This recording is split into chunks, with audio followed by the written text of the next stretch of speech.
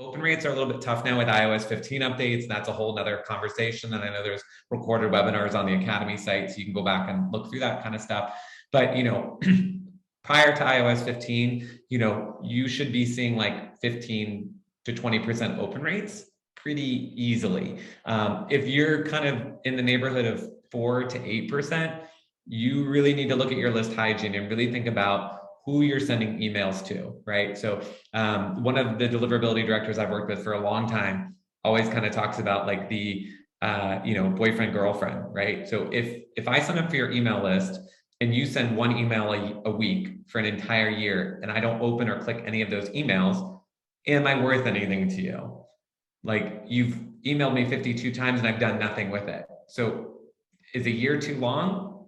Some people, like, I know you guys spend a lot of money on acquisition and getting people on your list, and you don't want to get rid of any of your email contacts, but you have to consider yourself, if they haven't purchased, if they haven't opened or clicked in an email in a year, why am I still excited to email them, right? Like, if you had an ex-boyfriend or ex-girlfriend that kept calling you 52 times and you never responded, like, you're gonna be like, please stop. So, you know, we expect people to take that action to unsubscribe, but people are lazy. They're not going to, they're going to just delete. So just, you know, utilize the segmentation in Omnisend and think about, okay, what actually constitutes an engaged user, and how often am I emailing my engaged user database versus my larger database? So you can kind of really play around with a whole bunch of different strategies there in terms of who you're emailing, when you're emailing them, and why you're emailing them.